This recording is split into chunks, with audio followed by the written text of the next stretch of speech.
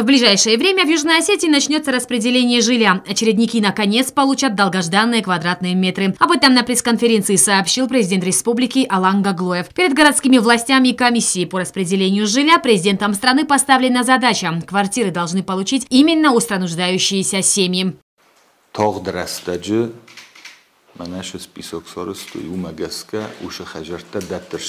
Жилищная комиссия в течение нескольких месяцев основательно проверяла претендентов на получение социального жилья. Как рассказал глава администрации города, работа на завершающей стадии. Мы уточняем нуждающихся, которые реально нуждаются в жилье. Есть очень много непорядочных людей, которые каким-то образом встали в очередь. Жилье предназначено реально для нуждающихся.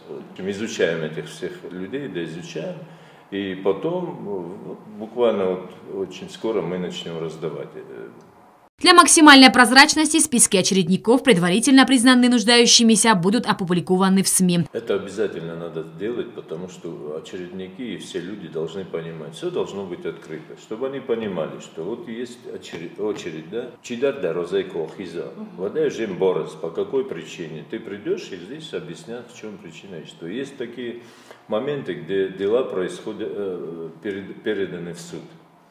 Вот. А потом их по новой восстанавливают, и уже очередник, который стоит, смещается, потому что мы этого человека обязаны поставить обратно. В списках очередников на сегодняшний день числится порядка 2000 семей. Между тем, каждый из них считает себя нуждающимся в жилье. Есть немало случаев незаконного захвата жилплощади, однако городские власти заверяют, квартиры им будут предоставлены только в порядке очередности в списках, в случае, если комиссия признает их нуждающимися. Процесс выселения этих семей уже начат.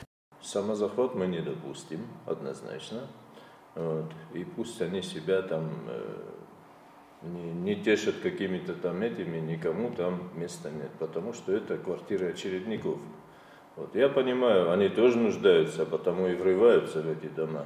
Но есть очередь, есть закон, и все должно быть по закону. К концу следующего месяца столичные власти должны переселить жителей еще 2 аварийных многоэтажных домов на улице Исаака Харибова, 32 и 36. На их месте уже в этом году начнется строительство новых домов. После завершения работ жители получат новые квартиры. Это проблема для нас, потому что все квартиры, которые у нас были в Северном, в общем, которые мы все раздали уже нуждающимся.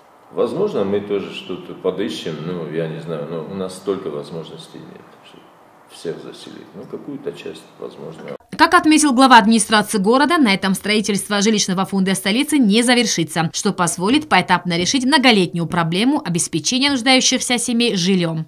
Зарина Кочиева, Айда Кочиева, информационный выпуск сегодня.